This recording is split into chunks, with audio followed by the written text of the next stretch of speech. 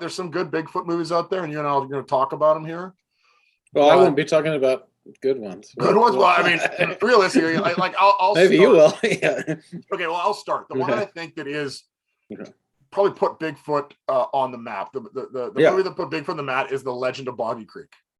Oh, of course. Yeah, absolutely. Right. Yeah. And they actually then relived Boggy Creek through a variety of different films. I think the original one was in the early 70s, and it was kind of like, it actually was pretty good. That's the one I kind of like, and it was low budget.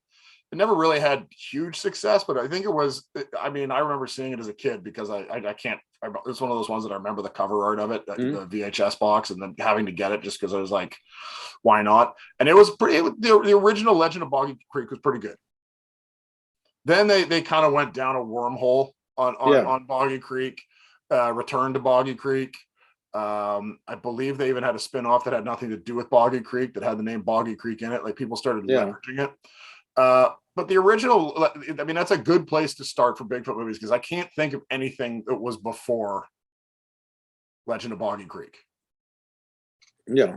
I mean, it even predated Harry and the Hendersons. Yeah, and I mean, if I remember correctly, it actually is 110% an indie film. If I remember correctly, The Legend of Boggy Creek had about a $100,000 budget in the 70s, which is probably like now doing a $500,000 movie or something like that. But it's super low budget, and it actually, when it was out in the theaters and it had success, I think it made like $25 million, and it was actually a fairly big commercial success back in the day, and kind of put Bigfoot on the map. But if it's certainly low budget, and it's got its moments, it takes it serious. I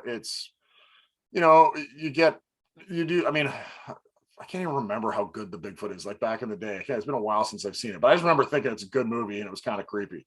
But I think if you're going to go down the hole on Bigfoot movies, you have to start with The Legend of Boggy Creek, because it is a low budget indie horror and it had huge commercial success. It kind of laid the foundation for more Bigfoot movies to come. But it was the first one, and just looking here right now, it was 1972.